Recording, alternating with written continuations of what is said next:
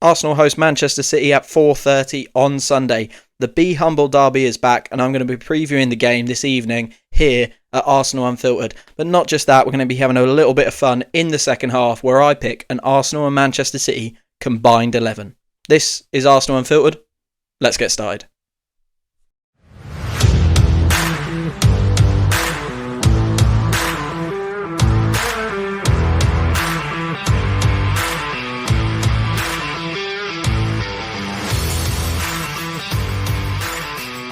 Hello and welcome back to another episode of Arsenal Unfiltered, your 3 times a week dose of Arsenal coverage with me, your host Mark, wherever you are in the world. I hope you are well. It is 6:02 Friday evening. I thought I'd get this one recorded and out for you guys, so whatever you're doing on Saturday morning before the football, you can listen and enjoy. So you get a taste of Arsenal before we play on Sunday. It's a really interesting weekend of Premier League football. Merseyside derby, Manchester United versus Chelsea, and Arsenal versus Man City. That final one is what we are going to focus on today. And of course, if you want to get my reaction of that game on Sunday evening and then on Monday morning, the full review of that game, make sure you go and hit follow wherever you get your podcasts from. That way you will get those episodes immediately to you at the end of this week on Sunday, and then to kick off your week next week, whether you're going into work or whatever you're doing Monday morning, taking the kids to school, you'll be able to listen to my match review show by following. So make sure you go and do that. Let's get straight into it then, because we know this team, right? We know Manchester City. It is not a team we have to learn a lot about. It's not a team that we are going to be surprised by. We know what they're going to do, right? We know what they're going to do, and it's going to revolve around Erling Haaland, getting Erling Haaland into as good a position as possible. They're tactically aware. They're going to have plans for us. You know, I would imagine they're going to target that left-hand side. They're going to try and exploit Calafiori. They're going to try and keep him back, nullify our threat that way. And they'll try and work a position for Haaland from there, I think. And I love this game. I really do. I used to dread it. I really did. But then when Saliba and Gabriel, they came together and ignited this rivalry against Haaland. You know, it feels like that is a big part of the story of all of the Man City versus Arsenal games. And I love the battle that goes on in that part of the pitch. It's a fantastic watch every time.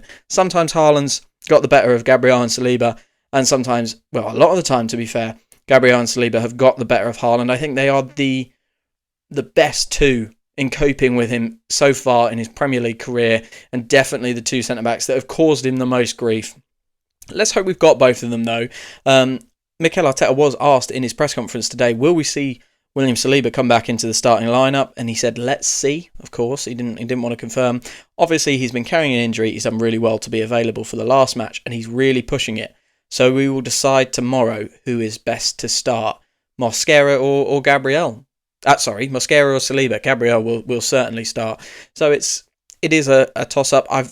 I think the only thing that would stop Saliba from playing in this game is, you know, his recovery has taken a step back, because he was on the bench for the Athletic Club game, which to me says he's well enough to play some minutes. You know, he will have recovered since then. And we've got to expect that he will be playing. I've seen some people say Mosquera's on good form and play Mosquera. That's a wild thing to say.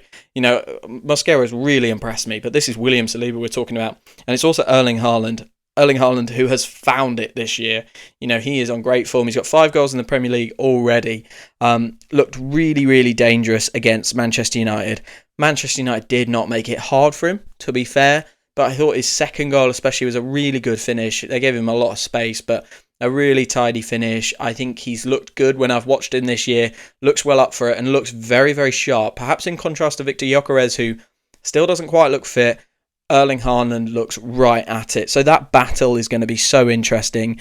And we're just going to have to see. I think it's always such a physical battle.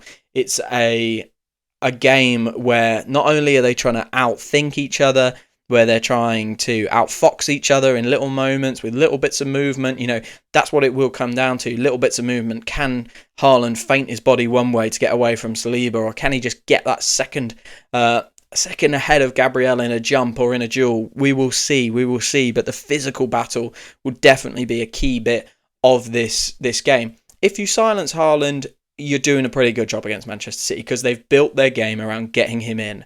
Foden's come back into the team over the last 2 games and again looked impressive. A couple of really good assists, a lovely little flick in the Napoli game for Haaland, of course, and he scored that good header over, I think it's Milenkovic-Savic, in goal for Napoli, not to be confused with the midfielder who was called Milenkovic-Savic. So I think Foden and Haaland being back in form, that's a real worry. But if you can silence that, you've done a good bit of your job. Of course, like I mentioned, I think they will be targeting Calafiori, and I think Doku doesn't do super well off the right. He's much better off the left, but we've seen glimpses of him on the right. I think we will see him on the right. I really, really do. I think he is their best winger, and you could play Savinho out there, of course. You could... I don't think Bernardo Silva will give him a run for his money, but we've seen Bernardo Silva out there a lot so far this year. I think they will put Doku up against him and see what, manufacture something on the other side. I don't think they'll try and go like a classic winger against Timber because I just don't think it's worth it. I think they know Timber's such a good kind of one-on-one defender that they probably won't target that side and they'll go and try and get to Ricardo Calafiori and maybe use one at that left wing spot kind of notionally to bring someone inside and try and maybe overload the middle with Foden from there, maybe an Oscar Bob. Savinho probably could do it as well. So they've got options, they've got possibilities. I think that is probably what they'll do. You never know. They could play Foden starting off the left wing with Bernardo Silva in the 10 and then just have them both, like Foden, drift inside to create a double 10 and create an issue for Zubimendi and Rice. I think that is something that they will look to do. But for me, I think they've got to play Doku up against Calafiori and try and give him as hard a time as possible. Let's talk a little bit about City's form. They've been a touch indifferent so far. Obviously they've beaten Manchester United 3-0 pretty convincingly in their last game.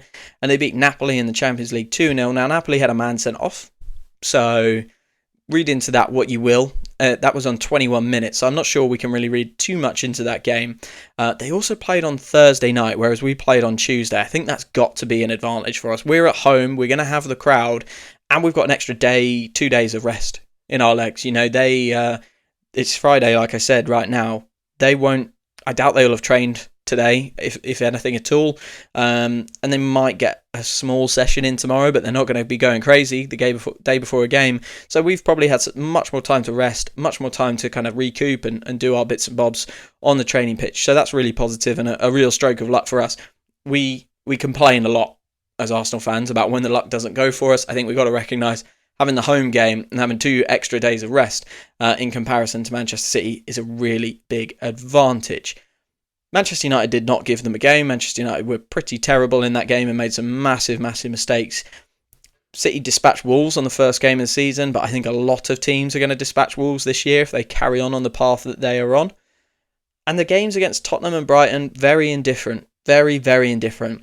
I think the Tottenham one, they're a bit of a bogey team. I couldn't quite tell you why that has become such a feature over the recent Premier League years. But the Brighton one in particular was a worry, I think, for Manchester City because they were ahead. They had the lead. They were dominating. A couple of changes were made by Brighton and they couldn't answer it. They couldn't respond, and Brighton were able to cause them a lot of issues. Obviously got the penalty and got the late winner from Garuda. So look, I think they've been a bit indifferent. We have also been good to okay, I would call us. I don't think we've been at our scintillating best. But, I think it's probably a game that look, teams that win the title go out and beat their rivals at home. So it's a game we have to be targeting 3 points. That's my opinion on it. And I think we really, really need to do that. Let's do a little bit of team news because the team that we select will obviously influence whether we get those 3 points. White, Saka and Ødegaard are 3 names that are on everyone's lips and they were on Arteta's lips during the press conference. It sounds... I don't know, it doesn't sound positive to me. What he said, if there is a chance... if there is a chance, basically, if they'll be fit, it will be after tomorrow's session, because they haven't done anything yet. So we'll have more information tomorrow. I mean, haven't done anything yet. He's really, really worried me. He was asked a little bit more about their fitness. Everything has been modified so far for them. There's still a few things to clear, and tomorrow we'll have more information on whether they are part of the squad or if they have a chance. I can't imagine they're going to risk Saka in this game with the form of Noni Madueke. I can't imagine they're going to risk Ben White in this game with the form of Urian Timber. If we get Saliba back as well, it does mean that Christian Mosquera could go out at right back should something happen to Timber during the game. The only one of those three that I think we might see is Martin Odegaard, and even still, who knows? If he's not done anything, I think when he originally did the shoulder problem and then came back in the Liverpool game, came on as a sub, I think he'd done stuff, if I'm remembering Arteta's press conference correctly. So that is quite a big difference. For City, though, I mean, it is really interesting. Where can we hurt them? If we want to go and be that, that title challenger, like I said, and go and beat your rivals, where can we hurt them? What can we do? Well, it's down the sides, isn't it? It's got to be down the sides, and especially down at left back, I think. Ait-Nouri is out. They could bring Nathan Ake in, but I don't believe he's played much so far this year. So that could be an option. They've played Nico O'Reilly there a little bit. He looks like a big guy, a really big guy, and a good footballer. Whether he can cope defensively with someone like Noni Madueke, that remains to be seen. So they're a little bit light there. And at right back, they feel very light at right back. I mean, Rico Lewis is a player that's played there. I wouldn't want to see him if I was the Manchester City manager. I wouldn't want to see him against Eze and Calafiori. Same with Nunez. I don't feel like their options are defensively good enough. Kusanov, I'm yet to be convinced that guy has really anything in his game. I haven't seen enough at all. And that's not me writing him off, by the way. He could end up being a very good player, but of the games I've watched of him, I've felt like he was really, really off the Premier League level, and not calm enough. I would say probably he's probably a little bit rash. Although we've seen Romero make a decent career for himself, so maybe that's the wrong way of looking at things. They of course do have Gianluigi Donnarumma now, so that's a big issue for us. I think we will have to target them down the sides through Eze, through Madueke, and I think that's how we do it. To win this game, we have to silence Haaland, we have to silence Foden, and we have to make sure Calafiori wins that duel against Doku, and then we have to punch him down the sides. It's as simple as that. We know the game plan. We know the team we're playing. It really does come down to that. And like I say, teams that want to win titles, they will beat their rivals at home, as we did back in the day. We regularly beat Manchester United at home on the way to a title. So I think it's quite an important game. It's an important one to win. If we didn't beat them at home, we made sure we beat them at Old Trafford. So this, I think, is an important game for Arsenal. I can already hear the headlines if we don't win it. So I really, really do hope we've got enough on the weekend to do it. I'm going to take a short break. When I come back, like I said, I'm going to have a little bit of fun because we know City. There isn't too much to preview about them. So what I want to do is pick an Arsenal and Manchester City combined 11, and I'm going to be try to be as unbiased as possible. But I think pretty early on, you might think I'm being biased. I'm not. I just totally believe in a set of my picks. I'll be back in a moment. Hello everyone, I just want to interrupt really, really quickly to ask a short favour. 5-star reviews on Apple Podcast and Spotify really, really help the podcast out, and I'll tell you why. It promotes the podcast to other people who might be interested in this. So other Arsenal fans will see the Arsenal Unfiltered podcast if you go and leave a 5-star review wherever you get your podcast from. So if I could implore you, help out your fellow Arsenal fans, go and leave a 5-star review, let more people see the podcast. We are doing match previews, instant reactions and match reviews for every game at the moment. Really, really pushing the content, and I want as many Arsenal fans to hear it and enjoy it as possible. So please go and leave a 5-star review. It's really, really appreciated. Thank you so much. Hello and welcome back to this match preview episode of Arsenal Unfiltered. Arsenal versus City this weekend. That's the game I've previewed in the first half. Like I say though, I've said it a couple of times already, we know City, we know what this game's going to be about, so I thought I'd do something fun in the second half of this podcast and pick an Arsenal versus Manchester City combined 11. I'm going to be trying to be as unbiased as I possibly can, but I think, I've done a little bit of thought before this, but this will mainly be off the cuff. I do think I might be getting called out for being an Arsenal biased podcast here at one point during this selection, but it is called Arsenal Unfiltered. You're all Arsenal fans, so I'm sure you'll forgive me. Let's start in goal. Really difficult, isn't it? Because I've watched David Raya over the past 2 and a bit years really become one of our key players. I remember when he joined, he was a bit ropey, and the whole Ramsdale dynamic was not good. I don't think it was good for either keeper. And whilst Raya really did improve our distribution from the back at the moment he came in, he did do that. I think there were still some goalkeeping moments where the pressure maybe got to him. Once Ramsdale had gone and we got Neto in last year, Raya went to another level. He went to another level in terms of a keeper, and we've seen him start this season really effectively as well. He's conceded 1 goal, and it was an absolute wonder goal. Made a wonderful save against Nottingham Forest. I'm trying to think. I think he made another really good save in one of the earlier games as well, maybe against Manchester United. Not recalling it right now. So I want to say David Raya, but we've also seen at the end of last year just how good Gianluigi Donnarumma is, and I think this is an absolute steal for Manchester City that they've brought Donnarumma. He is not an Edison. He's not going to play with the ball at his feet. He can pass, right? He's a good player. He's a very good striker of the ball as well. I don't think he's going to get 4 assists like Edison did last year, but I think he is going to be just fine in build-up play. And he is an absolutely wonderful keeper when it comes to shot stopping.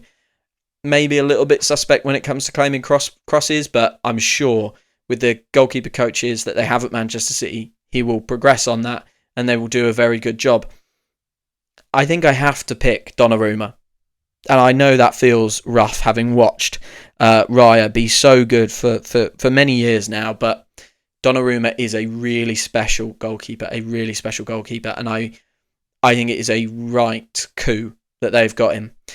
This is where the bias might come in, okay, because I'm scrolling through the Manchester City back four, or defenders list, I should say, and I'm wondering if any of them get in. Genuinely. I think right back is an absolute easy win for Jurrien Timber. I don't think there is a single player in that squad that comes close. So we're going to knock Jurrien Timber on at right back. I think Ruben Dias. Look, by the way, I should have said this at the start. I'm assuming everyone is fit for this, but I am counting form into it. I think Ruben Dias is the centre-back who has got a chance. John Stones has been, yes, I'm counting everyone as fit, but he's not really had a good run in that Manchester City side for a while now. But can you unlodge Saliba and Gabriel? I don't even think it's a conversation, to be honest. Manchester City fans will argue with me and they'll tell me that Ruben Dias is absolutely fantastic, but I think you only need to look at the opinions of other fans, and you take Arsenal and Manchester City fans out of it. I think everyone would select Virgil van Dijk, William Saliba and Gabriel as the best 3 centre-backs in the league. You probably got some lunatic Spurs fans who'd say Mickey van der Ven, but they really are lunatics over there. So I don't think you can take that opinion into account. And to be fair, it's not going to be a clean sweep, because I love Calafiori, I love Miles Lewis-Skelly. I think we've got great options there. But Josko Vardiol has been a really impressive player for City since he came in, has been an incredible attacking threat and pretty good defensively. I think he is what we want Calafiori to be this season, and he's had some really key interventions in their last couple of titles. Obviously Liverpool won it last year, but I remember him being really good the year before when we were going up against them. Now, into the midfield, and there's a bit of history here, isn't there? Because City wanted our guy Declan Rice, maybe to support Rodrigo. Maybe they would have done what we've done with him and turned him into a kind of left 8 vibe. I don't know, but we got him. We got Declan Rice, and they have got a Ballon d'Or winner in their midfield, and I think that is the easy pick. Sorry, Martin Zubimendi, you've been brilliant since you come in, but it's got to be Rodri, right? He's a Ballon d'Or winner. He's a Ballon d'Or winner, and then I think it's got to be Rice. You know, that other kind of industrious midfielder. Rice has done a wonderful job. Both teams wanted him. Arsenal got him. I don't think there is a better player. I mean, certainly not in our squad. I think he's comfortably our best midfielder. I don't think there's a better player to do that job in either of these squads. Now, you could argue, you've got Rodri. Could you go Ødegaard and Foden in front of him? You know, could you go really attacking, 2 attacking 10s? I mean, that would be very exciting, wouldn't it?